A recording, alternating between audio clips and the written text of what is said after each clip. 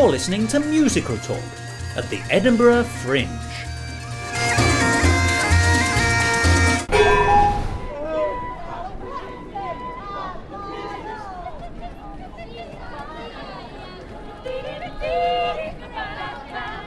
Hello and welcome to another edition of Musical Talk at the Edinburgh Fringe 2011.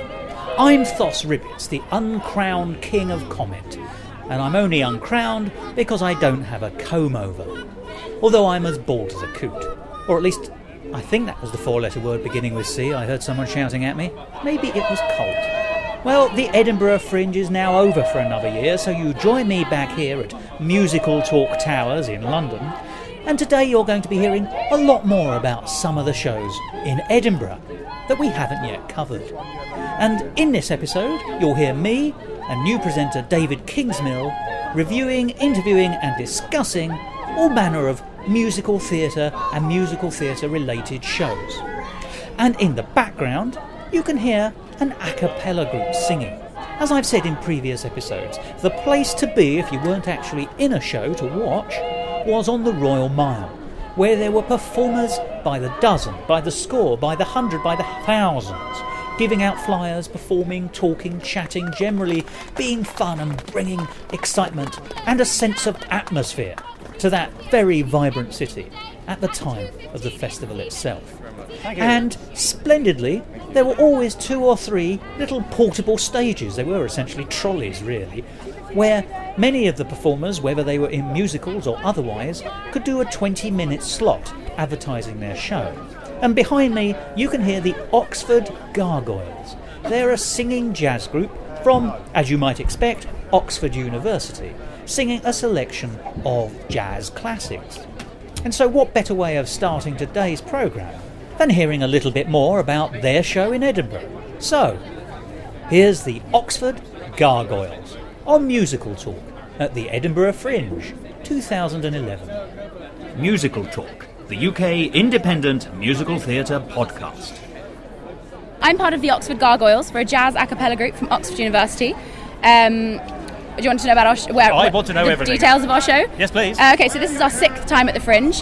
We're a student group. We're all members of Oxford University, and the group sort of turns over every year as students come and go. But this is our 6th run at the Fringe. We had 5-star shows all of last year, and we're back again to try and get some more. We had our opening show yesterday, which was Sunday, and we're on until the end of the festival. You're running through to the 29th? We're running all the way through until the 29th. So fantastic. People can come and see us at 2:15. I'm your Saint Power. Now, you're the Oxford Gargoyles, which is a fantastic name, obviously. What does this year's show entail? This year's show, it has a mixture of jazz standards, which is our sort of our classic musical. Your chest of music. Yes, exactly. But it also has some fantastic new arrangements. We've got we have standards like Lullaby of Birdland. We have some. The late George Shearing, isn't it? Yes, it is. Yes, he unfortunately died this year, but fantastic piece, and that's a bit of a Gargoyles classic. It was arranged by an ex-member several years ago, and we've sung it most years. We've also got some music like September by Earth, Wind and Fire, our cheesy pop number, which... So modern classics as well as... Yes, exactly.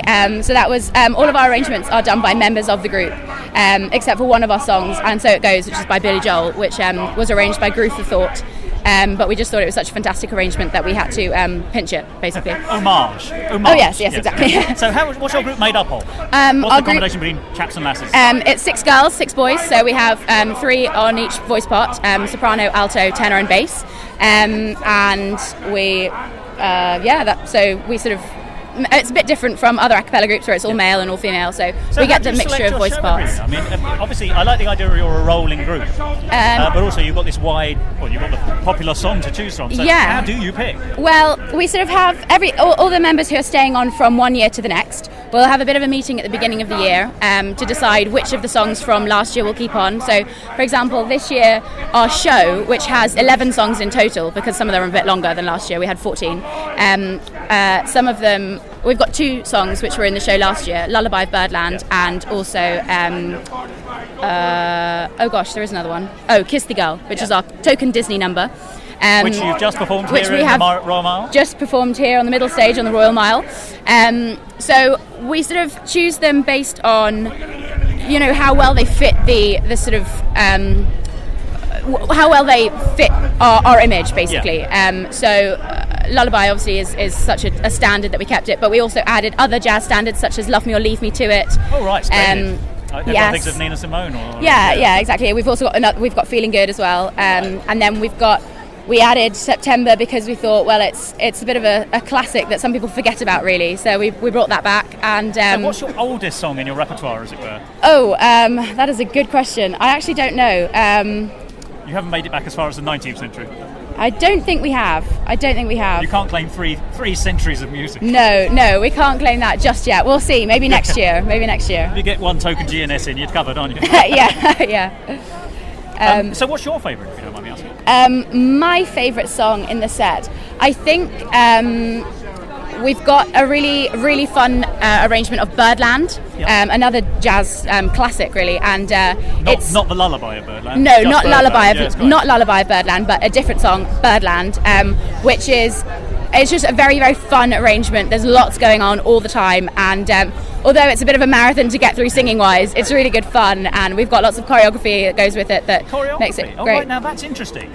Yes, So you're more than just standing in dinner suits and singing. We are more than just standing in dinner suits and singing. There's nothing wrong with standing in dinner suits. Well, that's often, other gigs we do throughout the year don't have as much choreography in. We will possibly just be standing there. But because Edinburgh, it's very rare to get a show where you've just got people standing and singing.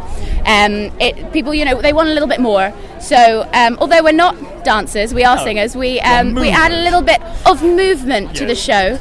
Fluidity. There we are. Yeah, exactly. So that it's visually interesting as well as as well as musically. So does that? I have to ask, as a layman, does that get in the way of? Well, how do you concentrate on both? We're all very, very conscious of prioritising the music. So we have one member is actually a dancer, and she's a very good dancer, and so sometimes she adds something that perhaps might be a little bit difficult for us people who are slightly mal-coordinated. It must be tough on the fellas, as we can't multitask, you see. The boys sometimes have simplified versions of the choreo. So we'll keep up with Lois, our resident dancer, and the boys have a simplified version, like standing and just moving to the side rather than the extra hand movements and stuff. But yes, the music is a very big consideration when we're doing choreo. So we want it to look good, but we also want it to be... we don't want it to detract from the quality of music. What about linking information? I mean, how do you go from one song to what's your transition, I suppose? Our transitions, we have sort of ordered the set list of the whole show so that it flows quite nicely, and if we have one slow song, we'll pick it up again with a more upbeat one. But you have linking conversation and light chat? Between each song, there's we black out and move into the next position, but about 3 or 4 times throughout the show, one of us will step out and give some information about either the song that's just been or the one that's coming up. Okay. We'll talk about the Gargoyles and who we are. We'll talk about tours that we do during the year. We talk about our CD, which is being released today. Oh, what's that called? It's called Flying Right by the Oxford Gargoyles, and that is it's a good maybe 10th album that we've released, maybe 11th. I'm going to have to check that. Don't quote me on that. Too late, I'm afraid. It's well down the line. It's not a first album. No. The Gargoyles has been running since 1998, and so we've got a good back catalogue of CDs. Oh, right. Which we are selling at the Fringe this year, as well as our new album. So yeah, it's really exciting. And we spent a lot of time and effort recording the album at the beginning of the summer, and so yeah, we're really excited. Is much of the album what we're going to hear up in? Yes, oh, it is. Yes. Every you could song. argue it's for live show, even though it's studio, presumably. Yeah. The original Edinburgh 2011 cast. Yeah, exactly. Splendid. So that's the Oxford Gargoyles. And the name of your show this year is? The Oxford Gargoyles Jazz A Cappella 2011. Really. Well, it says what it says. Yeah, exactly. No. And do you have a website? We do. It's www.theoxfordgargoyles.co.uk. Marvellous. You can also find us on Facebook and I believe MySpace and various other... Are you on Twitter? Yes, we are on Twitter as well. You should be with all the bird songs, if you don't mind me saying. Yes. We tweet about our bird songs. Yeah, that's splendid. Well, I wish you every success. Thank you very much. And I hope lots of people see you. Great, thanks. The Oxford Gargoyles there. Now, as you know, Musical Talk has a wide brief. We look at musical theatre, musical films, pantomime and cabaret. And of course, that includes really any kind of show that has music in it. So sometimes you get plays with music, and there'll be more about that later in the programme, but also shows where people are, well, simply singing. And that is one form of cabaret. It's a very wide genre. And the next show we're going to be talking about was precisely that. It had the rather splendid title of Fred Astaire and Ginger Rogers, a celebration in song, and it turned out to be a small jazz group. A very charming Scots singer by the name of Pam Lawson, backed by her pianist and bassist, singing some of the great songs from the RKO films featuring Fred Astaire and Ginger Rogers in the 1930s. A frankly unparalleled series of comic musical films, even to this day, and responsible for introducing so many standard songs that are still sung today by Irving Berlin, Jerome Kern, George Gershwin, Cole Porter, Vincent Youmans. The list goes on. And Pam Lawson sung them beautifully. So let's hear about her show, Fred Astaire and Ginger Rogers, a celebration in song, and what songs they are. I'm Pam Lawson, and the name of my show is Fred Astaire and Ginger Rogers, a celebration in song. Now, it's a fantastic show. It lasts an hour, and it's basically you singing light jazz classics from the 1930s, which have been epitomised, I think, by Fred Astaire and Ginger Rogers. Well, they're all songs which, well, apart from the odd ones which came from original Broadway musicals, they were all songs that were written for Fred Astaire and Ginger Rogers originally. So the songs which originated in those films and then, I guess, just took on a life of their own. Now, this is your show. You devised this, so yeah. And you explain in the show how it came to be that you fell in love with them. But explain for us here. Well, I love musicals, and I grew up watching. Very sensible. Very sensible, and I kind of grew up watching musicals. And for me, Christmas was always the best time because it was always things like White Christmas on TV and Holiday Inn and the Fred and Gingers, and I kind of never sang really in public before. And about 3 or 4 years ago, I did a jazz vocal workshop based in Edinburgh, which was run by the very wonderful Fiona Duncan at the time, and I just kind of came out of that with a lot more confidence and really kind of, and I started going through and singing some jazz songs and doing an open mic every now and again, but nothing more than that. And as I was singing some of these jazz songs, it was kind of, it was almost by osmosis that I'd look at the words, but I knew them all, and I knew the tune, and I knew how they all went. And and I live in Edinburgh, which is quite a blessing, and I come to the Fringe every year. And last year... It comes to you. It comes to me. And last year we came to see some shows, and I just kind of started to get the stage of sitting in the audience thinking, I'd really love to do this. I'd really love to do this. And you've been selling out as well, I think. Every show has been a sellout, which... That's a real thumbs up, if I may say. It's amazing. And again, I think it's more a tribute to the lasting kind of legacy of Fred and Ginger, but I hope I'm doing them justice. Have a bit of that yourself. You've got a fantastic backing group as well. It's you, a pianist, and a bass player. And a bass, yeah. And it just brings the room alive. They're wonderful.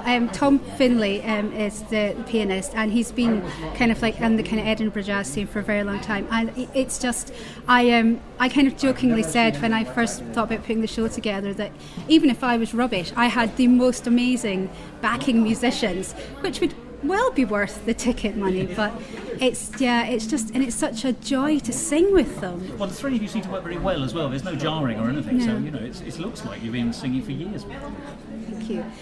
Thank you. Well, I think Tom and I started rehearsing in June because I guess I'm just a bit of a perfectionist, and if I was going to do it, I really wanted to do it, just knock the socks off. Now, let's talk about the songs, because I think that these songs that Fred Astaire and Ginger Rogers sing are amazing, because they're all by different composers, all of whom, if they're not household names now, few of them still are, and they all were then.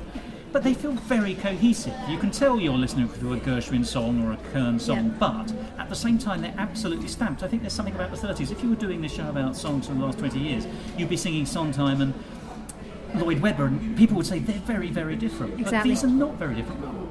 Why are these songs so cohesive and still so popular? I think in some ways, and one of the kind of things that I really learned about as I was doing on my background for the show is, and I think so many of the songs, because they've got that kind of upbeat, and it's because at that point in time there was the Great Depression, there was mass unemployment.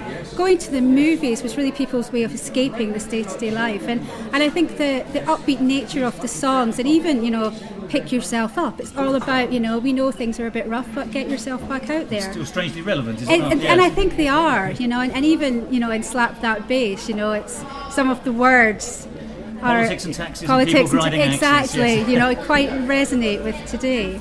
So... But I do genuinely think the 30s it's almost not a closed book, but it's such a cohesive decade. And it's when you read all the books, everyone knows everyone else as well. Yeah. They all appear to have been friends or met each other on the circuit. Which is why I was so amazed by the fact that Irving Berlin had never met Fred Astaire before being commissioned to write Top Hat. You think, how is this possible? I agree. I mean, I didn't know that fact, funny enough. But the symbiosis between the two of them it sort of generates these great classics, which are still used today, and you can tell they're great songs because they're used in advertising. Exactly. So someone thinks there's money in it. So can I push you to any favourites? I mean, you mentioned Gershwin and you did a medley. Oh God, I think. I really love I'll Be Hard to Handle. When I first kind of heard that, I think it's just such a very powerful song, and doing it bluesy just is a lot of fun. Yeah. Even Ella Fitzgerald does it. I mean, Ella Fitzgerald I love, as a perfect singer, but she's not one for putting a little bit of grit in the songs normally. But there's more grit in that version, in her version of that.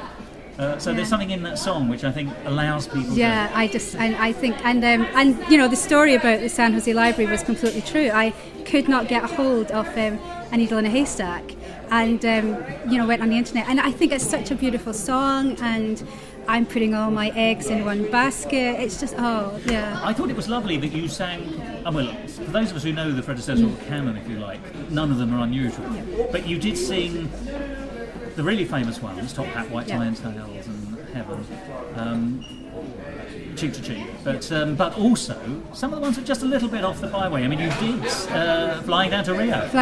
Which is, I think, it's a cracking song. But it's great. And I think it's been very interesting this week with the audiences, because you can see them coming in, and because I decided to put the show together in chronological order of the films, because I thought it kind of works nicely that way, and it does intersperse then the more popular songs with the less well known. I mean, even in the Gershwin medley, I've got Beginner's Luck. I think that starts out, and you can see half the audience are like, and half the audience are like, what's this?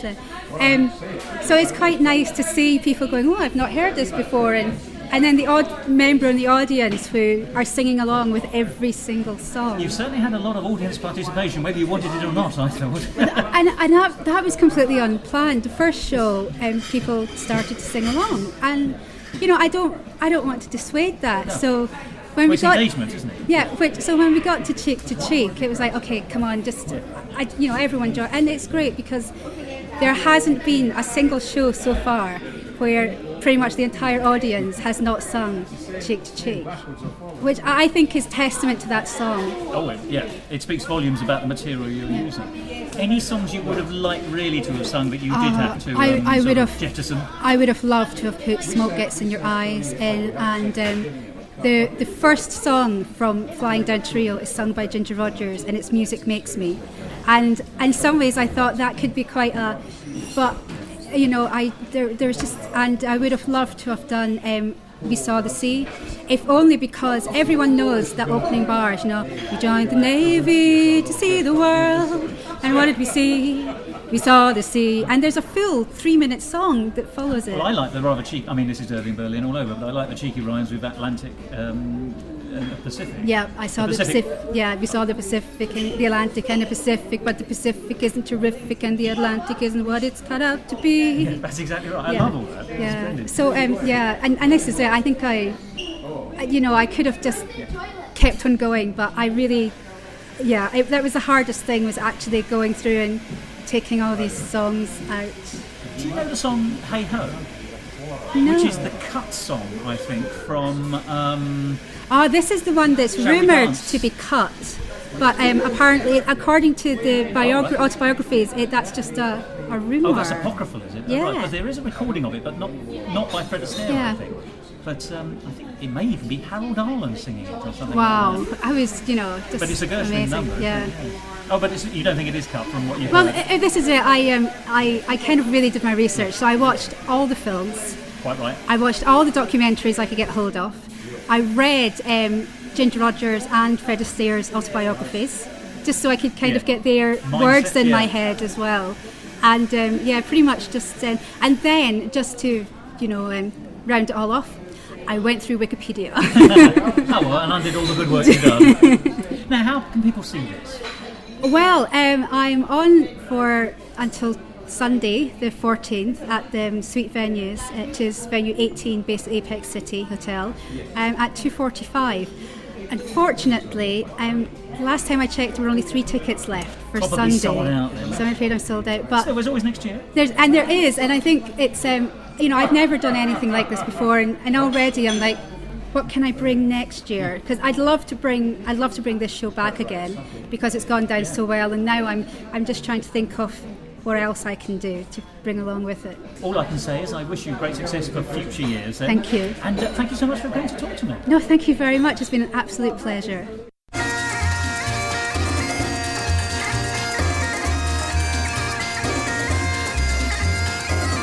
You're listening to Musical Talk at the Edinburgh Fringe.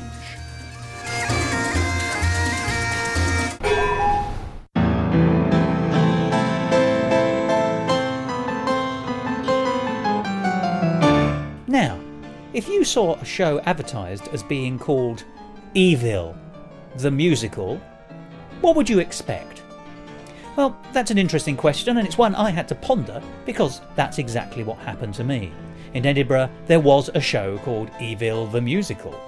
It had a beautiful logo. It was a kind of evil eye staring out of a sort of dark, ominous letter E, as in evil. And yet it didn't tell you much more than that. So it could have been a treatise in musical form on the nature of humanity's dark side.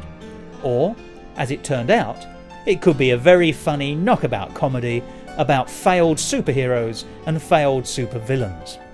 Well, that's what I got, and frankly, and this is just a personal opinion, I find Evil considerably more palatable if it makes me laugh. And so after the show, I was joined by 2 of the people behind Evil the Musical. Hi, I'm Chris Fletcher. I'm one of the writers of Evil the Musical, and I also play one of the henchmen in the show. I'm Dan Henry. I play the sidekick in the show. Whose journey is quite significant, if I may say. It is, yeah, it is. We'll come on to that, I think, in a second. Tell me, how did Evil the Musical come to be in the first place? Okay, so I'm probably the best one to talk about this. Myself and Rich, the co-writer, and my then fiancée Laura were in a pub one night having a bit of a chat. We all do a lot of amateur dramatics and things. Well, Laura doesn't, but we do. And we were just saying, wouldn't it be great to take something to the Edinburgh Fringe? But we didn't think we'd ever be able to have the kind of get up and go to actually do it. And Laura said, well, get on with it then. If you want to do it, do it. So we did. So you were merely obeying orders? Well, pretty much, yeah, like you do. You know? As one of your characters seems to be. Yeah. And so we put together a bit of a plan. We all went to Filey for a bit of fun hijinks, which is where we announced it to the world that we were going to do this show. What's Filey is? Rich's parents have a house there, so every now and again we go over there and have a bit of fun, drink a lot of beer and explode Coke bottles on the beach. So it was a creative workshop. Well, is absolutely. what you're telling me. It coincided with the World Cup first match last year on the 12th of July, whichever June. Right, so it's taken a year. From first dynamic beginning. From the ideas, yeah, that's right. Well, I think it was around March. So how did you approach it? What, I mean, when did the concept of Evil, if you don't mind me saying, sort of, Okay, Rich and I were at the refectory at work. We both worked together at the time, we don't anymore, and picking up a bit of lunch, having a bit of chat about this idea, and we thought, right, we know a bunch of people that we want to work with. What are they good at doing? And we thought, well, Ben's really good at being a baddie, and Craig's really good at being a baddie. And wouldn't it be good if those 3 girls did some kind of, almost like Macbeth, which, I mean, doesn't really end up like that, but the concept says that was the idea. And we realised everyone's really good at being evil, so why don't we do evil, but we Does quite that like to do worry a you about musical. your circle of friends? Well, it does a little bit, I have to say. But yeah, that's kind of where the concept came from. It really was. So you were matching your script, if you like, to what you knew your performance strengths were. Yeah, essentially to be bad. As I say, we all get very heavily involved in amateur dramatics. We do a lot of shows at Dewsbury Arts Group, and we wanted to play on everyone's strengths. We knew who we wanted to be involved. There are a few people who couldn't be involved for various different reasons, but we wanted to make sure that we played to all those strengths and get someone in who we know can write music, and get someone in who we know can do the technical side, and someone we know can direct. But you knew comedy must be part of it. I mean, you didn't just say, right, everyone's good at playing bad people, let's make them genuinely bad. No, Rich is a big fan of Mel Brooks. It might well show in some of the writing. And I think because of that, he's traditionally writes comedy. That's what he writes. The plays I've written in the past have been kids' plays, so you've got to keep it humorous. I think sometimes with a kids' play, you can go a little bit too dark, and it's. I'd have said PTV Batman was showing its roots, perhaps rather more than Yeah, Mel Brooks. I think. It's the superhero. We started off wanting to do something quite dark and sinister with some comedy tones, and it was very clear after we'd written a few of the sketches that it wasn't going to be like that at all, and probably Batman and Robin was a much more. So when did you join the ensemble, Dan? I think I was quite late, wasn't I? You were the last person, Yeah. I just got a text message one morning saying, "Oh yeah, we're going to the Edinburgh Fringe. Would you like to come?" I went, "Yeah." You won't have any lines. Yeah. The text said, "Oh, you won't have any lines, but it's a good part." And I believed him, and now I'm here. But I'm very pleased with my part now. I sort of get what it is now. Well, your part's a great comic role, isn't it? Because you're a great reactor, which is always a gift to any actor. Yeah. And it's not till the very end that you finally get. I mean, you actually get to sing, for goodness' sake. Yeah, that's true. I think that's probably why you chose me for the part, because of my funny face and how I do have. This is radio. I don't know if anyone. I'll hold the mic closer to it to see if people can hear your face. But no, to your listeners, I do have a funny face, and I think that makes me more adept at this part. It's good expressions. I think that's more what you mean. Isn't it? Yes. See if you're on Funny Facebook. Yeah, plenty of funny pictures on there. So tell me, when did you decide that it wasn't just going to be comedy, it was going to be a musical? That was probably decided before we even had the conversation about how evil everybody that we know is. So it was a musical first? Yeah, right. Again, I know he's not here, but Rich was... he's done shows in Edinburgh in the past. He was a student at Hull University doing performing arts, and he came over here a few times. Yeah, but he's the only one with that, and the rest of us don't at all. Yeah. And he said, "I've written plays before, and do you know what? We've got such talented people here. I want to do a musical. I really want to do it." So that's kind of where it came about, and we tried to write the music ourselves to start off with. And to be absolutely honest with you, it wasn't very good. There were bits of it that were all right, and there were bits of it that really, really weren't, which is why we drafted Cy, my brother, in to write the music. And he's a professional musician, is he? He's a maths teacher. But he and myself and my other brother and my nephew are in a band together. Oh, right. So he does a lot of music. He's a lyricist. He does write a lot of music, and obviously with the background that we've got family-wise as well. It's quite a family concern, this, isn't it? Massively, yeah. There's a lot of Fletchers in the title. There are. Yeah, there are quite a lot of and Fletchers. One misspelled. It's a one misspelled? Yeah, there is, but don't does it say Felcher? I hope not. No further comments. There's more than just that, though, because all the Foxes are family as well. Oh, right. Yeah. It's mostly Fox Fletchers, isn't it? Yeah, as long as you've got an F in your name, you're fine. There are... so you know the effing cast, that's right. Sorry. I borrowed that from Barry Clyde. Yes. I see what you did there. Yeah. There's... what are there? Myself and my wife, my dad who directed it, my mum who was a schizo person. That's such a great role, a 3-part. That was my idea, and it didn't work for a very long time, but she took it away and just worked on it and managed to kind of just pull things around a bit, I think. So our listeners know it's a character who's got 3 aspects of her personality. Yeah, sometimes 4, I think, or 5. Well, one seems to be French. Yeah. One seems to be veering on nice, and then there's this sort of the full scene. In fact, her opening scene, isn't it, when she's trying to hold up a bank? Yeah. And just for 5 minutes, I thought she held a spell back, really, to be honest, because it was fantastic. Yeah. I think it's really interesting because, well, you know, it's a very nerve-wracking thing to be here doing this first performance, stood backstage, all my fingers crossed, and And it's a really nice sort of feeling, and in the previews as well, to watch people, or hear people, the audience, gradually get it. Yeah. Because in the first bits of conversation between herself and me as the banker, it's a little bit kind of what's going on, they kind of get this. But then when she goes away and she has this conversation with herself in 3 ways, it takes a couple of lines and suddenly everyone just seems to be totally with it. Well, she does it physically as well, doesn't Yeah, she? that's She right. moves around as though there are 3 people standing in a triangle. That was a very very late direction. Oh, really? that came in because, again, we knew it wasn't quite working. The scene was late, wasn't it? The scene was part of the rewrite. Yeah. We did a premiere back in March, and it was about 20 minutes longer, which is too long. I mean, it's verging on too long at the moment anyway, I think. It's an hour and 15 here? Hour and 20? Yeah, hour and 15, yeah. It didn't outstay its welcome today. Oh, well, that's good to hear. I like to hear that. That's good. So, yeah, we rewrote it all. One thing that I've obviously been following you guys on Twitter for a little while now, and you did a preview in Leeds in March, We if did, memory yeah, serves, in something March, like that. in March, yeah. How much has the show evolved and changed since that time? Have you brought the same show to Edinburgh, or is it very different? It's massively different. Massively. It was originally called Good, the musical. Yeah, that's right. That's Quite how a big different rewrite. it is. Not that much. No. Good, the very, very dark play with no music in it. As I said before, it was probably about an hour and a half long. Yeah, it was.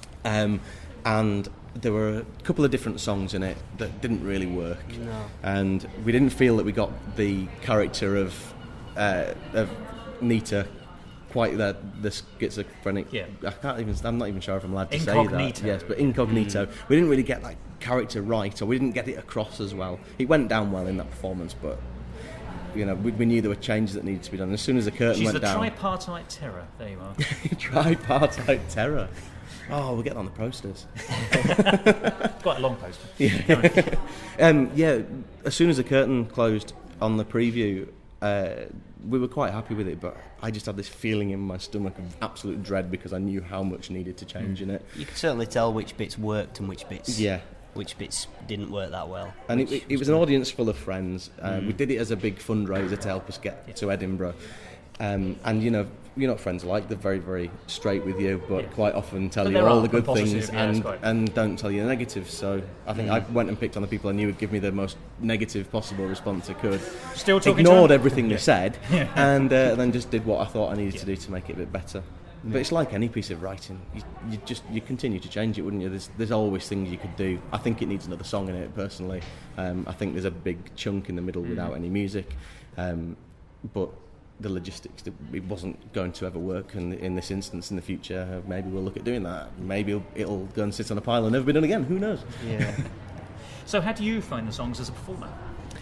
Well, my character he doesn't sing on his own, but yeah, I mean, I don't speak throughout the whole show, and I think my character's sort of journey is quite important to the show. He starts off good, doesn't he?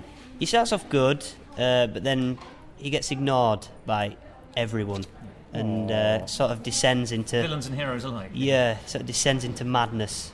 But by the end, all the characters go on a journey. Really, they all realise, they're not evil. They're not all evil, really.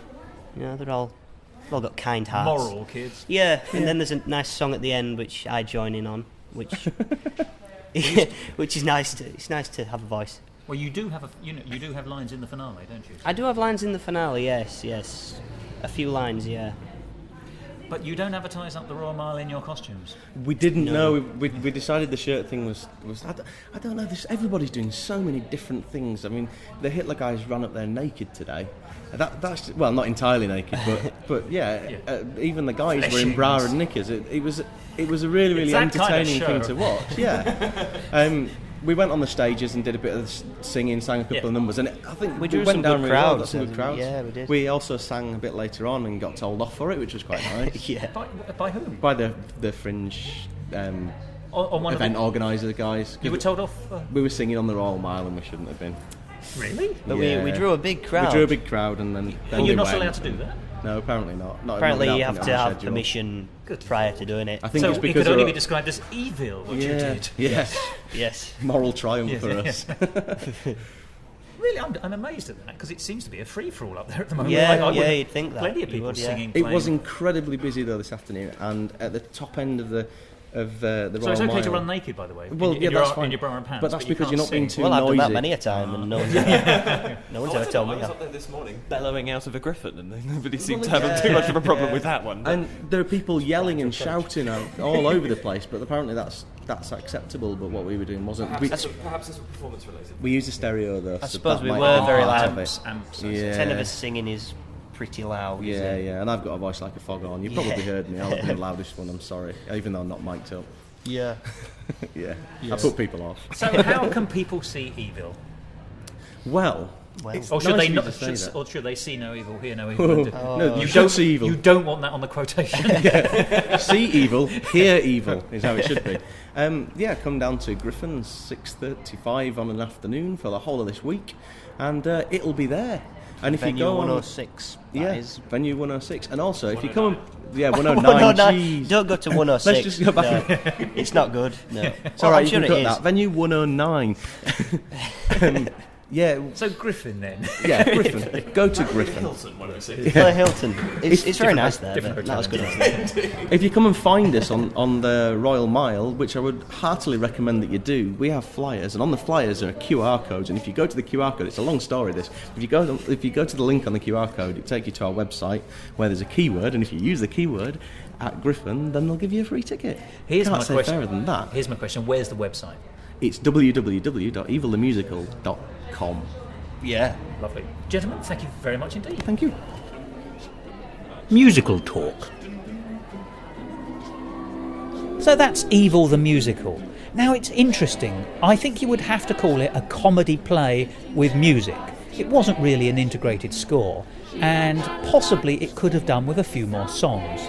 But it was very funny, and so for that alone, I'd have to give it 4 stars. And though I might be pushing the definition a little bit, I think you'd have to call it a fabulous comedy musical. Now, in that last interview, you heard David Kingsmill, and he, of course, has been on this show before, and is now, I'm pleased to say, a presenter.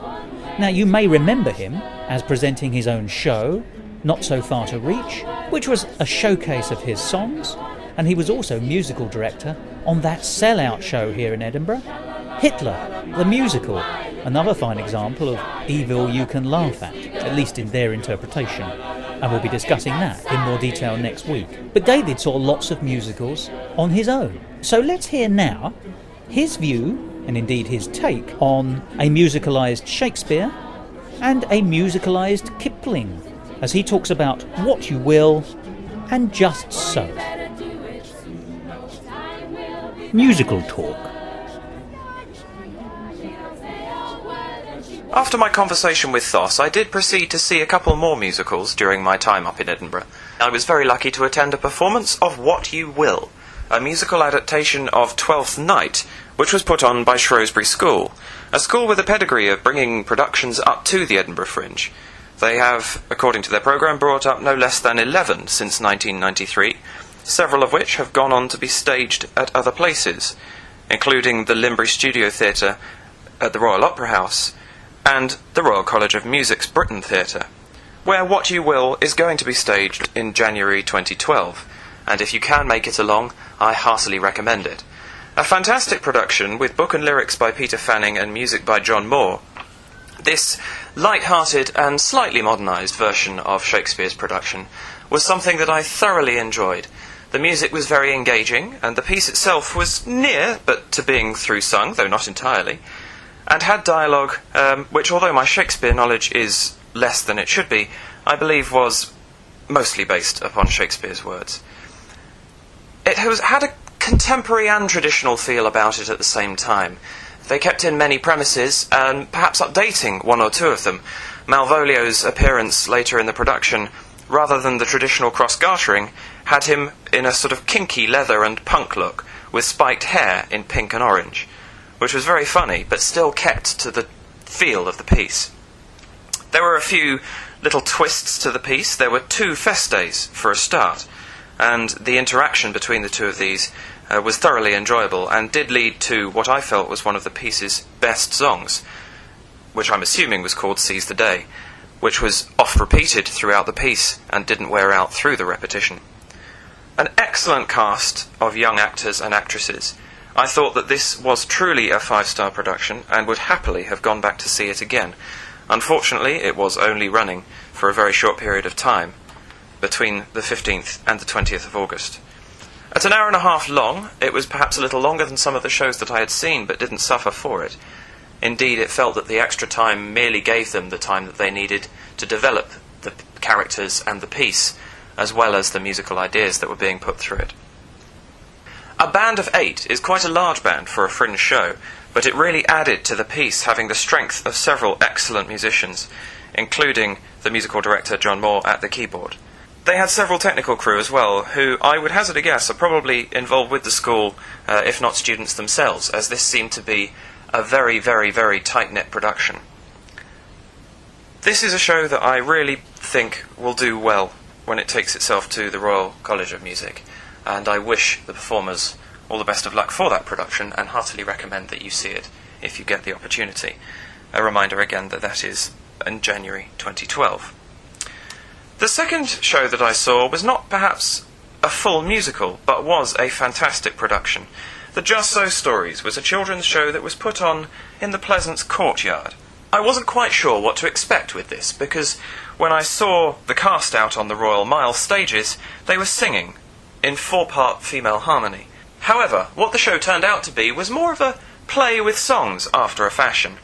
4 stories of the Just So Stories were told: how the whale got his throat, how the camel got his hump, the elephant's child, or the story of how the elephant got his trunk, and the crab that played with the sea, which looks at why the moon controls the ebb and flow of the tide.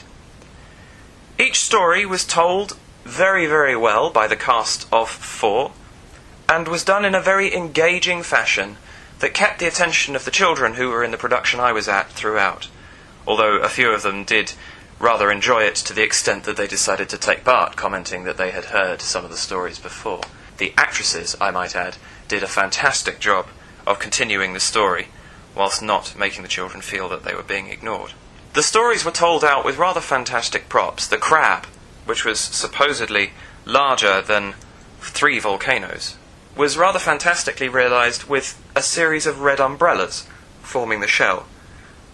The moon, equally, was a white umbrella. And the simplicity of the piece really added to the style in which the performers had chosen to tell these stories. And these really are classic stories.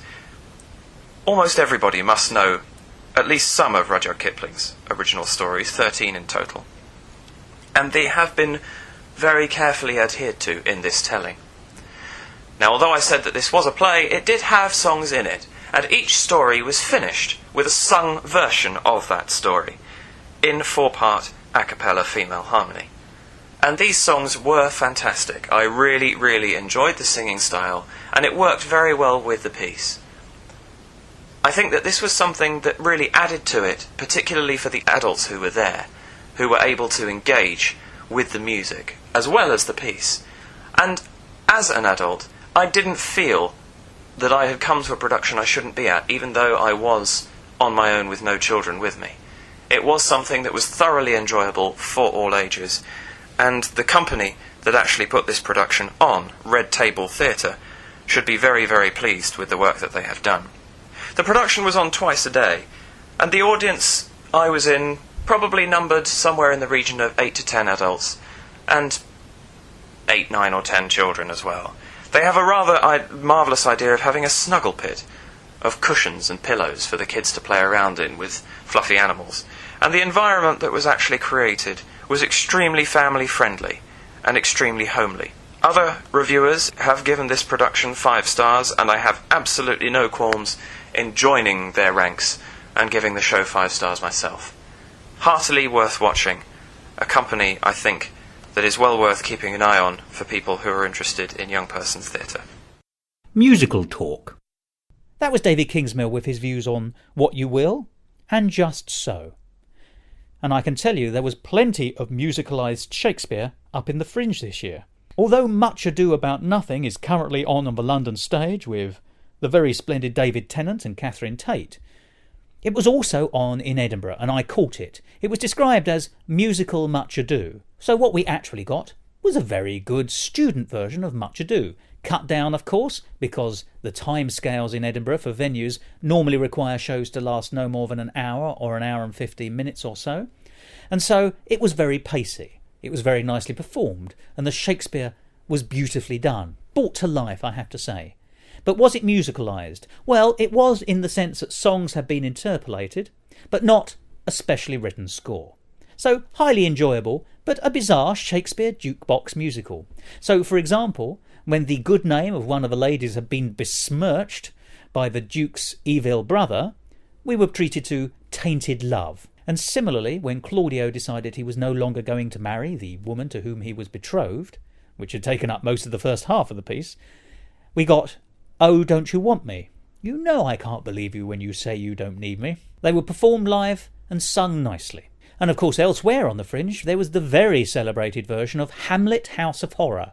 Not to be mistaken with last year's Hamlet the Musical, which was a send-up. This was a very serious version of Hamlet with a specially written score. Sort of played in the background, it has to be said. And you should go along to their website, hamlethouseofhorror.com, where you can hear some of the music from the show and see videos of how it was performed. A really startling performance. Now, sadly, I didn't get a chance to see Hamlet House of Horror. I had hoped to, but it wasn't actually possible in the time I had. Another show I didn't get to see was Homemade Fusion, but I did get to speak to somebody who was involved. So let's hear about that. Musical talk. I'm Jonathan Wagstaff. I'm the pianist in Homemade Fusion. It's 8:30 at Sisoko. Now tell me, Homemade Fusion, it's a musical. Mm-hmm. Tell me about it. Well, it's a song cycle musical in a similar vein to Edges, which we did last year, which means that rather than there being a single overarching story, there's 13 or 14 songs, each of which tell their own story. But together they make a greater whole? So they're a really well planned out combination, but there's some recurring characters, but absolutely the emphasis is on raw, human, real musical theatre rather than spectacle. So it's actually about emotion and the unbearable nature of being. There's all sorts of themes coursing through it. It's very funny at times. There's songs about all sorts of sexual deviance, but there's also some terribly sad songs. There's a song about a boy who's lost his father out at sea, and it's a bit up and down in terms of emotion, and people have loved it so far. Who wrote it? Two American composers, American composer and American lyricist called Kuman and Diamond. They won the Jonathan Larson Award for musical theatre composition, which is quite impressive. They have generally written in the same song cycle style so far, but they're very talented. Now, what do you play in this? I play piano. And how do you find it musically? Can you recognise influences, or is it? It's mainly, I think, built around pastiche. It plays on people's expectations, and especially the comedy songs. They're built around parody. There's one of the most funny songs is called Sherman and Madeline, or S&M. Yes. It's a sort of parody of Disney, so it's sort of a Disney princess song about a girl who longs for her husband to beat her around a bit. Which I think Disney has so far failed to pick up on. So far, we're pitching it to them next week. Yeah, jolly good. So I'll have to see you on the big screen or in prison. So. Yeah. So, but tell me, do you find it challenging? Composing, challenging as a looking at it from the musical point of view. There are some challenging sections. It's taken a lot of time to practice and get it right for the singers as well as for me. But I think we've really pulled it together, especially because it's piano only. There is the option to employ a drum kit as well, but we thought it would slightly ruin the effect bringing a drum kit. Could overbalance the voices if especially that. That's a song cycle, of course. Yeah. So tell me, who are your group? We're called In Short Productions. We're based in Bristol. We're all either students or graduates of Bristol University. Do you know Brunga and Cleary, who wrote Jet Set Go? They wrote Jet Set Go, yeah. They're a great group. Jet Set Go is at the Edinburgh Fringe. Cambridge are doing it this year, so you got one over on Cambridge there, Mark. So, and you say as a group you've done Edges? Yeah, we did Edges last year. We got the 3 weeks Editor's Choice Award for that one. All right. Yeah, an accomplished group. Yeah, we're very proud of what we've managed so far. So, where can people see it, and do you have a website? Yeah, the website is homofusion.co.uk. People can see it at 8:30 Sissoko every night except the 15th. Right to the end of the run? Yeah, until the 29th. So you have energy? Yes, in Clearly. abundance, yeah. You'll need it if you're going to close through to the end of August. Yeah, indeed. Splendid. Oh, well, thank you so much. Lovely to speak to you. Thank you very much. Best of luck. Okay.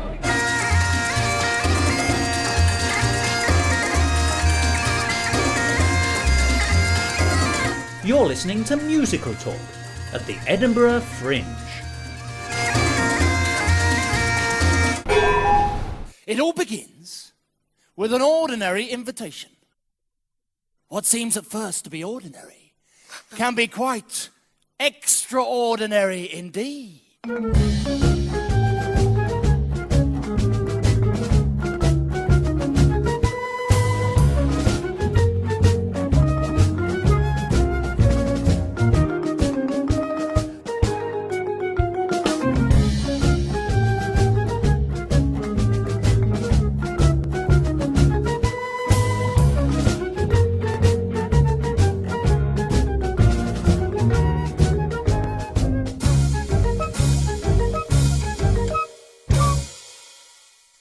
Come on in.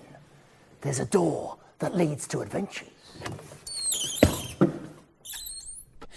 What you've just heard there, of course, is the YouTube video advertising Mr. Ben, The Extraordinary Adventures of an Ordinary Man, a programme we've already featured here on Musical Talk.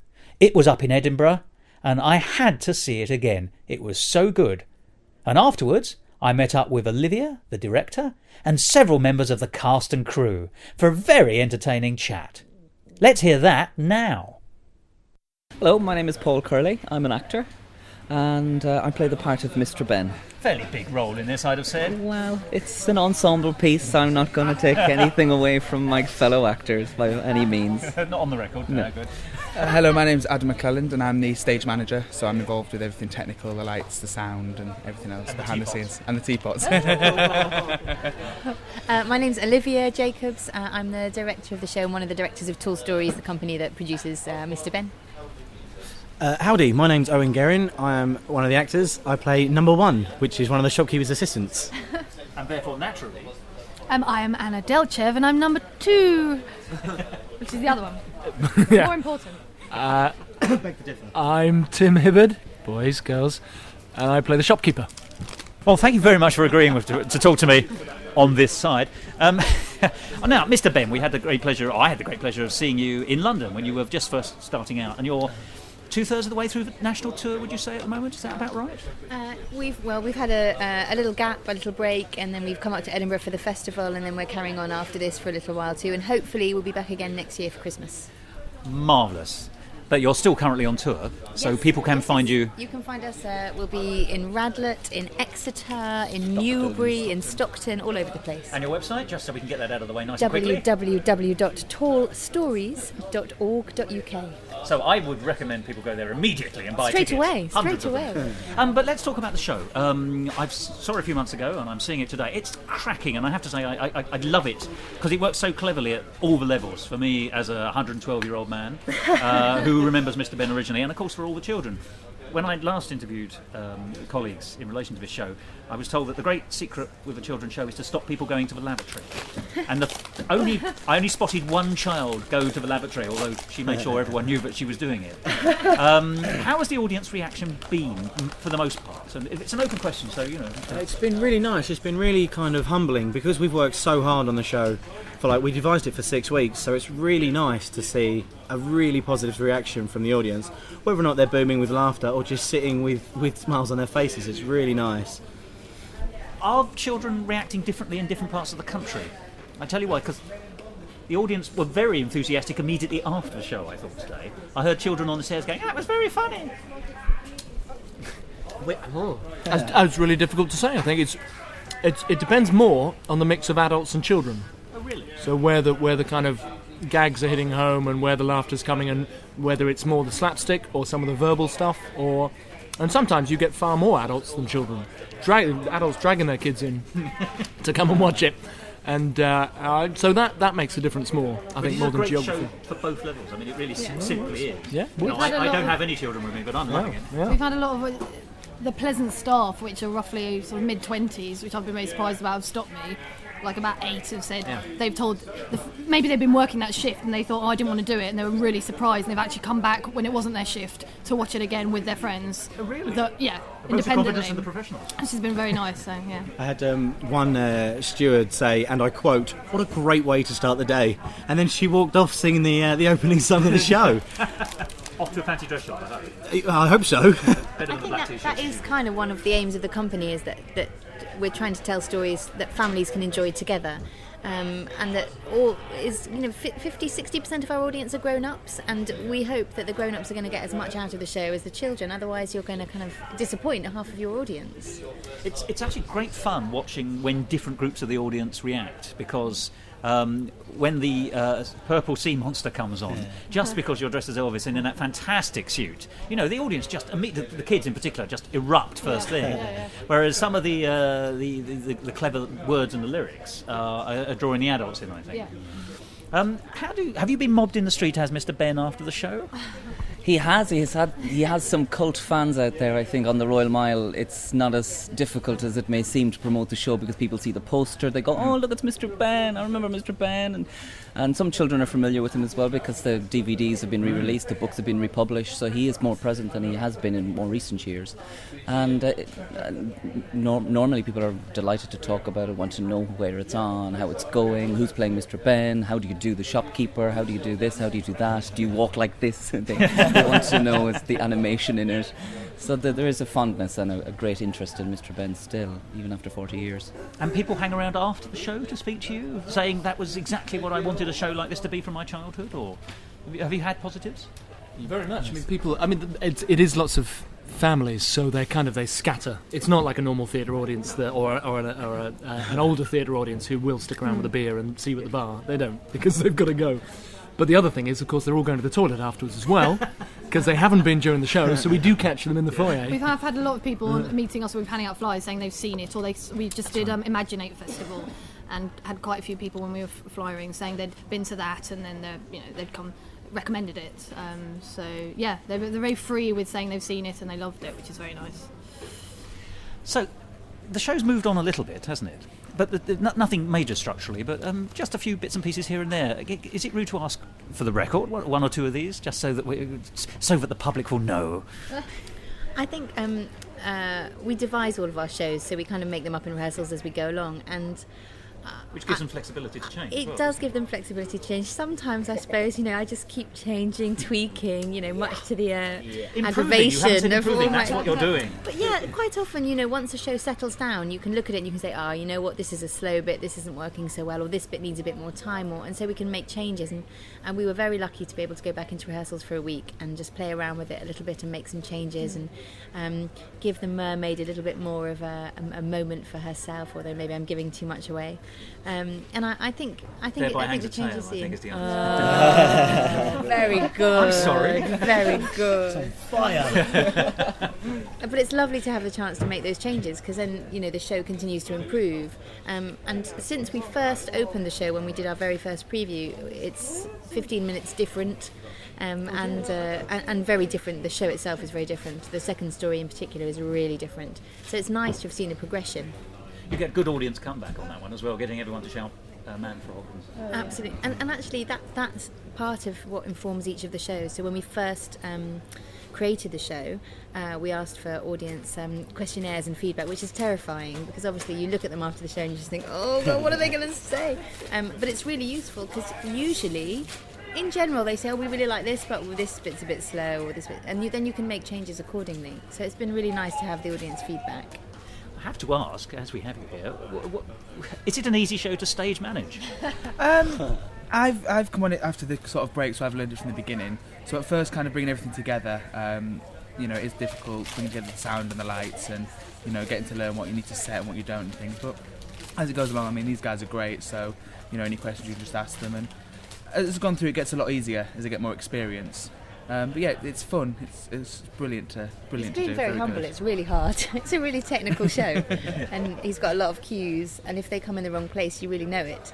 So he's doing a good job. Well, it was a lovely smooth show today. I mean, every show has its little bits of grit. Yes, it does. It does indeed. We've got to take it and roll. But the audience, everyone was so engrossed in the story that. Yeah, they do. I mean, when you're kind of asking about the audience feedback, I kind of, as I'm walking down the auditorium to go and change over, you kind of hear people go, "Oh, that was really good," and the kids saying, "That was brilliant, I want to come again," and things like that, which is really nice to hear as you're kind of going through the auditorium as well. There's one of the venue managers that we work with who says that after a show, she goes and sits in the ladies' toilets to find out what the audience thinks of them. She sits in a cubicle and shuts the doors just to listen in to find out, what's the real feedback. That is a hell of a I revelation. don't know if I'm going to go. I don't know if I'm going to go that far. No, that's news of the world. Oh no, we can't be anymore, can we? Thank you so much, everybody. It's a great show. You're a great group of people, and I wish you all power to your elbow. This show should live forever. Fingers crossed. Yeah. Thank you. Thank you. Musical talk. Well, there we have it, the director, cast and crew of Mr. Ben, The Extraordinary Adventures of an Ordinary Man. Do go online to see where that is. It's a wonderful show. I'm 41 years old, for goodness sake, and I adore it. And so did all the children in the audience. If you remember from the previous episode we dedicated to that show, it was said that a successful children's show is one where you've stopped your audience going to the lavatory. Well, I can honestly say with my hand on my heart, there was only one child that went to the lavatory during that show, because she was sitting in front of me. And when she decided, she stood up and shouted, "I'm going to the wee-wee!" So everybody in the auditorium knew. But nobody else followed her. A sign, I'm sure you'll agree, of an excellent show. But seriously, Mr. Ben is an excellent show. It's a 5-star show. It's just perfect. If you get a chance, go and see it. And Tim Hibbard, who's the shopkeeper, is hilarious. Time for a bit of music, I think. Now, anyone looking at the Musical Talk website will have seen that I made my pick of the Edinburgh Fringe 2011, the show by James Lark called Miracles, at short notice. And we'll be hearing all about that next week, plus more music. But James has said we can play a song from that show. So let's hear the song Miracles, sung by Clovis, who's, well, not quite the hero, I suppose in a strange way the anti-hero. But Clovis, who's the chief protagonist, much better. And Lady Blemley, who's holding an unsuccessful house party. Made from one of the live recordings actually made at the Griffin venues during the run. So this is like being in the audience of Miracles at Short Notice by James Lark, a 5-star show, and Musical Talk's pick of the Fringe. A miracle is easy, though I'm not at liberty to tell you where they got. Though you could compel me, most miracles require a helping hand. They don't appear miraculously. That's why there's people who can attract them on demand. For example, have a look at me. Pay attention. I have a bag of falling on my feet. In other words, you are like an Ivan cheese. Perhaps it isn't so divine, this lucky streak of mine, but miracles are rather up my street.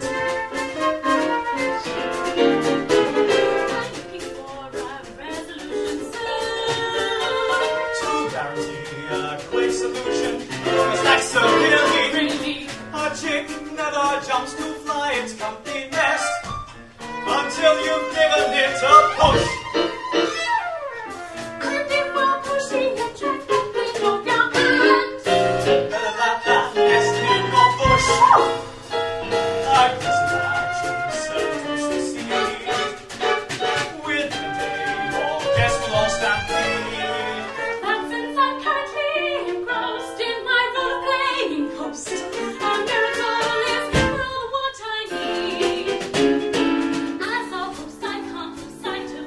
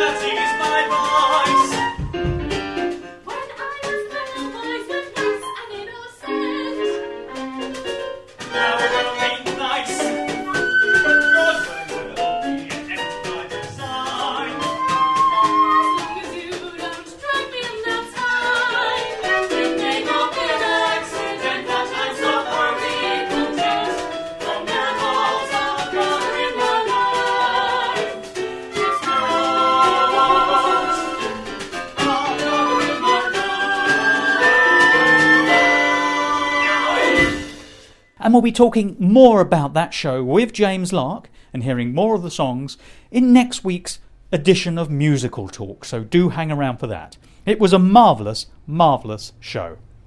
And, even better, there is a chance for you to see it, because it's on at the Bedford Theatre on the 15th, 16th and 17th of September. For more details, go to www.bedfordtheatre.co.uk. Because there's nothing like seeing a good show live. Well, we're coming close to the end of this episode of Musical Talk, but we're not there yet. Because here's an interview conducted by David Kingsmill with the musical director of the very well-received new musical, Wasted Love. And whilst you notice the recording quality is not quite what it might be, I think we'd have to call it ME-Fi, or medium fidelity for those of you who are experts. I think you'll agree the content is well worth hearing. So let's hear David Kingsmill. Musical Talk. My name is Gavin Whitworth, and I am musical director for Wasted Love, which is from the RSAMD, with the master students from the RSAMD. Excellent. And this is a new musical? It is. It was written by John and Jerry Keelty about 3 months ago now. We have a... Oh, it's very new. It's very new, yeah. It was written kind of for us, or with us in mind, should I say. We have these things at the Scottish Academy where we have new musical development weeks, and it just so happened that Wasted Love was one of the musicals that got developed by us over one of these weeks. And Andrew Panton, our course, and who produces the shows that we do at the Fringe, decided that it was ready to go. And John and Jerry finished it off during the sort of 2 months gap between then. And then we had about 7 days of rehearsal spread out over our 4 weeks, because we're also rehearsing for another show at the same time. So it's really come together very quickly? Yes, yeah, it did come together very quickly. And we all feel that it's very much our show, because we're there right from the beginning, and some of the monologues were literally written for us, and the songs with us in mind, and we were there, like John was writing the songs in the room while we were rehearsing other songs, so it was really good to be a part of that new musical. So you must feel a lot of ownership of the piece there as well? Yeah, well, John was very nice to me in that he let me do a lot of the vocal arranging myself. Like, he was very open with what he would let me do, and he basically played me the songs on the piano or the guitar, whichever he had handy, and I would then transcribe them and then sort of get them onto Sibelius, so I'd write them in. No, you've done a rather marvellous job, if I may say so. I thought the harmonies in the piece were absolutely fantastic. Where did the idea for this come from? And actually, in fact, before that, perhaps, can you briefly explain the idea of the musical? Right, well, yes, it's a support group for people who have been unlucky in love in some way or another. Not necessarily conventional love, I should say. And the idea is that music is used to heal these people. It's to help them overcome their broken hearts or wasted love, or whatever they have going wrong. Yeah. And yes, I play the group therapist who plays the piano, so I facilitate all of these breakthroughs through the use of music.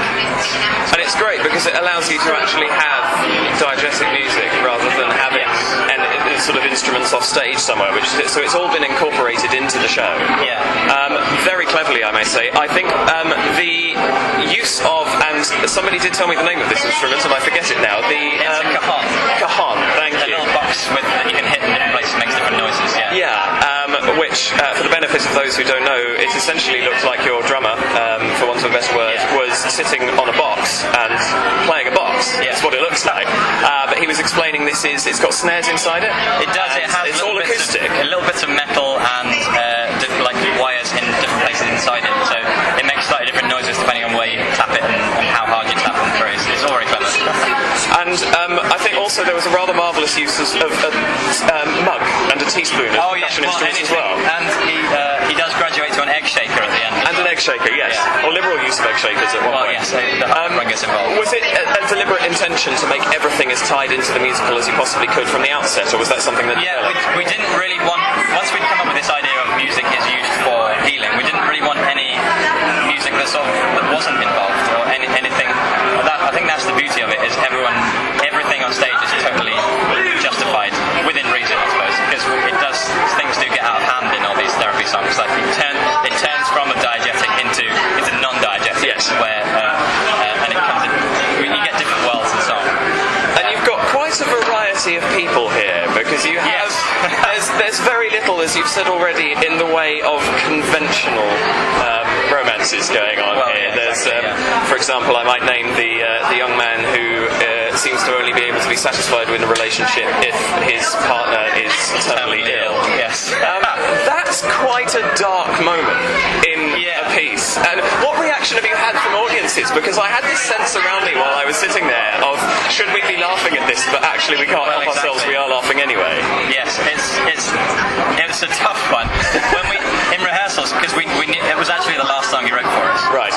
We knew he was going to write it, and in rehearsals, when we eventually got it, it was difficult to. When we first started, it was too real, I think, and hopefully we sort of scaled it back. So I hope it comes across that we don't condone Rob's activity in any way. It does, or at least it certainly did to me. And it's handled in the best possible taste, considering the subject. It becomes rather an absurdist piece of theatre for that song, and it is. I think it's handled very well. It was very funny despite its dark matter. I think it succeeded rather well. I was worried in rehearsals that would be the point when everyone would walk out en masse. So we never come to see anything that the Academy ever does again. Speaking as a performer in a controversial show, I'm inclined to say I know the feeling. But there are some very, very catchy tunes in there. I walked out humming the rather bluesy number that was sung towards the end of or sort of in the middle of the second half. It's been a long time. Oh yes, the one that Sally sings when she turns the phone off. Yes. Yes. Which had some lovely tap dancing from the floor above today. Which did have some. Yes, that must have been a bit of. I was talking to your colleague James, who said that's a relatively new development for you guys, having that above you. That must be quite distracting. They started 3 years ago. Yeah, 3 years ago, 3 days ago. It's a long festival. So it was fine at the beginning, but then there's some new addition to the show. Well, congratulations for dealing so well with it, because that's quite a distraction to have to deal with. Yeah. Oh, it's the best part of the festival, I think. Did that cue the appearance at the end of the? Well, that's the thing. The last line is different every day. It's just someone comes on, different people say it, and today he actually referenced the fact that there's tap dancing upstairs. Rather cleverly, I may say. I wasn't expecting it. That was a rather brilliant piece of improvisation. So within the grounds of the piece, what are you intending to do with it? Because you've got a fantastic musical. Sure. I mean, I don't personally know. I think it's kind of up to John. I hopefully would like to see it developed past the Fringe. I have no idea if it will be. I think that's something that we haven't actually talked about it yet, to be honest. But I do hope that it isn't the last that we'll see of Wasted Love. No, I feel it shouldn't be. I feel that it's got some life in it. Is it a piece that have you found that there's been a lot of material that's been cut from it in development? Were there other songs that could be sort of put back in if it was to be made longer than the Fringe, or was it something that's very much formed as it is? No, it's. I think John is a very prolific writer as well. He writes very quickly, and most of those songs he'll get the idea one day and he'll come back with a fully written song the next day. Wow, it's amazing. That's impressive. And yeah, so we did cut some songs actually, and there's Laura, the girl who didn't really speak today, has got laryngitis, so she can't really sing. Oh, poor thing. So she has a song that she sings, accompanies herself on guitar, but she didn't sing it today. Right. It was a tiny bit longer. And I do think it has the potential, because I think it's just the right balance at the moment between a song cycle and it has just enough plot. It came when it started. It was just songs, right, with an idea of this could be a support group. Yeah. And then John's fleshed out the plot a little bit with the whole like John and Ruthie's romance. Yeah. And all sorts of different things that happen. And Sally's problem with her phone addiction. Yeah. Yeah. And what's your feeling about book musicals? Because obviously this has a through-running plot, but as you've just said, it doesn't have the feel of a book musical as such. Yeah. There seems to be a lot more at the Fringe at the moment, which is shying away from the idea of a traditional book in new material. I mean, yes. Obviously there are a lot of standard book musicals are here, but what do you feel about that? Because this is a piece that doesn't have the feeling of a book musical. Is that something that you think is to its benefit, and do you think that's the way forward for the genre? Well, I think it's partly that. It's partly the whole. It's this actor musician trend that is happening now as well. I think that gives it something different. I'm not sure what to say about that, because I think book musicals still have a place. What do you mean by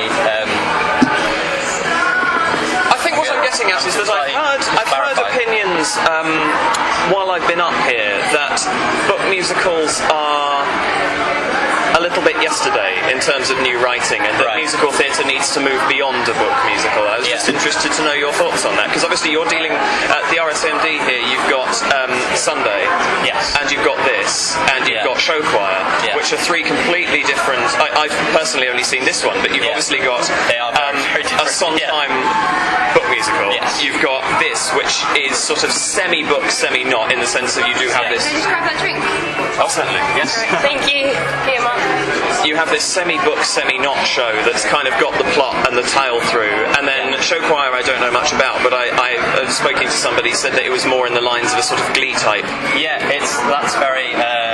The plot is through running, but it's very broken. They sort of break it up with mockumentary bits.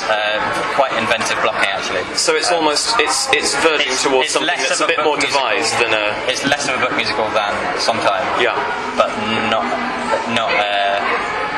Wait, yes, I'm getting confused. But Wasted Love is even less of a book musical. Did I just make sense there? Yeah, more or less. So you've got the Sondheim, you've got show choir, then you've got Wasted Love.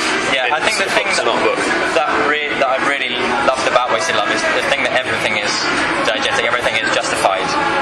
It's almost site specific, almost, and I think it's really important that this kind of thing is looked at, because I think it's just another facet of musical theatre. I don't make any sense. No, you're making perfect sense. I'm struggling to work together. But to answer your question, you're a busy man. Having spoken to James, he was talking about all the different things, and briefly say what else you're doing at the Fringe, because you're an exceptionally busy man at the moment. Well, aren't you? I play keys for the Sunday in the Park with George. Yeah.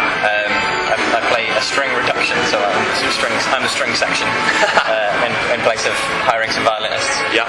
And I play for the improvised musical at No Shoes Theatre. Everything's in C venues. That's in the evening, and then I've written a show, music for a show called Some Small Love Story, which is at 9:30 in C ECA. Which I understand is doing rather well. That is doing really nicely as well. Yeah, that's completely different. Plays with tense a lot. The blocking is very simple. They just stand. Some of it is they get information from the audience before, and they weave it into the show. And it's quite an interesting one. And it's your first musical. That's the first thing I've ever written, which is quite exciting. Many congratulations for having a successful musical. Your first musical put on successfully at the Fringe. That must be very gratifying for you. It's been a very busy, but also very satisfying year. Excellent. I'm glad to hear it. Well, thank you very much for taking the time to speak to me. Thank you, Dave. Thank you. As I've said, I can't personally offer an official review, but for what it's worth, my opinion, you've got a 5-star show going on there. Thank you so much. And I think it's absolutely brilliant, well worthy of continuing if it gets the opportunity. Great. Thank you. Excellent. Well, thank you very much for your time. Thank you so much. Thank you. It's been a pleasure. You're listening to Musical Talk, the UK independent musical theatre podcast. Well, there you have it. Wasted love. But not, I hope, wasted time. Because whilst we're at the end of this episode of Musical Talk, I hope you'll agree it's been well worthwhile. If it isn't, I'm afraid, even if you've kept your receipt, there are no refunds. But there's just time to say a few hellos to a few people I met in Edinburgh this year. An old friend of Musical Talk, John Sweeney, was there, and it was a lovely opportunity for me and him to meet up, which we did a couple of times. And what a cheerful chap he is. So hello John, if you're listening, it was lovely seeing you. And also, I'd just like to say a big hello to Kirstine and everyone who works at Pasta Fresca, which is an excellent Italian cafe in the arcade off the North Bridge. In fact, it's one of the places I went to every day for either a cup of tea and a milkshake or for a bowl of pasta. Well worth going along, and they treat you so nicely in there, so thank you very much indeed everyone. And if you ask Kirstine nicely, she'll tie your bendy straw in a knot, and so even if you're just having a banana milkshake, you can pretend you're having an exotic cocktail. Well, that's it for this week's episode of Musical Talk. I do hope you've enjoyed it. Remember, do go along to the Bedford Theatre website in order to book tickets for Miracles at Short Notice, and we'll be hearing a lot more about that show and several others next week.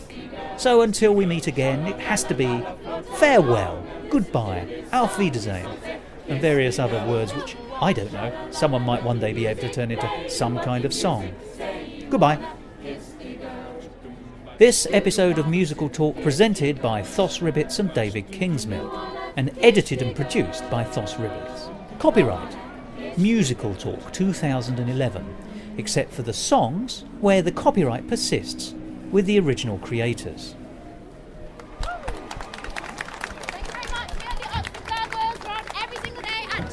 And now for some musical out talks. Hello. Pardon me. A band of 8 is quite a strong band. So I'll say that again. You hadn't said, just say, and I'll edit that out because it's not an expose. Is that all right? And I'm going to mark immediately. Since I feel I'm just going straight in, being very rude. But could I ask you to give me your name and the name of your show, and we'll sort of take it conversationally from there? Sure. And they had several technical crew involved as well, who I would hazard a guess were probably involved with. I'll say that again too. Is that all right? That's absolutely fine. Are you happy with that? I'm perfectly happy. That's 10 minutes, if that's all right. Yeah, no, that's fine. I'll turn that off then. We knew I could talk to. The actors. Correction. Obviously, I've got a little gauge here, so if I'm not looking at you both, it's because I'm being looking at that's fine. Yeah, You're not rude. what I get it. Yeah. So you get to look at the top of my head. I'm also going to ask you just briefly, because I'll probably move the mic a bit, but can I ask you for a level? Could you just say a couple of... Okay, so I would probably talk it around about this volume usually. I would probably talk around this level. You're slightly quieter. Can I ask you just to pull up Yeah, a little bit? Scooch up down. Yeah, you work together, so it's okay. Right, fine. What I'm going to ask you to do officially, if that's okay, officially, listen to me, is to give me your name and your name and involvement with the show, and then we'll just talk conversationally about it from there. Is that okay? Yeah, it's that's absolutely fine. It's not a simple question and answer thing. It's conversational. Cool. And if you want to bump in, I'll chat to you. I shall. Yeah, Right. The stories were told out with very extravagant props in size or in scale, if not in what they actually were. No, bad sentence. Should we stay here all day? Yeah. There you go, Lydia. That's another. It's got 5 stars in the Gridiron show, so you've got to go and see and check it out. Just for me. Do you know everybody? I don't, but Okay. I'll tell you what. Probably. We'll just go. Shall I- We'll just do it. Is that That's awfully fine. rude? No, Thank you. I let's think do I'm it. only going to take 10-15 minutes of your time if you're All right, agreeable to don't this. worry, And it's fine. all about Mr. Ben, so Okay. it's all to a greater cause. We're ladies ready. and We're gentlemen. ready. And I'll probably just do that thing when I move things around. I might ask you very briefly if I could just go one by one and ask you who you all are and what your involvement is, because actually in some ways that's interesting to hear what goes behind a show like this. So I'm going to start with you, if I may. Very well. Now, although I said that this was mostly a play, it did have songs in it, and each song... Correction. I'm actually going to have to go, and I'm running out of battery, so I'll probably wind it up there if I may. But first of all, lastly, I'll say... Well, I may do a little bit of this, so apologies if I keep sort of shifting. No, everything, please. but we should be okay. Yeah. So, briefly, on the off chance that this does go out, if you could just tell me your name and your sort of association with the production. Right. Oh, right, do you know Brunger and Cleary? I don't, sorry. Oh, right, okay, they wrote Jet Set Go, which... Oh, no, yes. Yeah, Shall I ask the question again? Go for it. And we'll edit that last bit out. Yeah, Don't worry. absolutely. Do you know... However, what the show proceeded to be... Say that again. Now, is that all right? Yeah, that was brilliant. Okay. Again, for a relatively... No, I'm lying. Ignore that.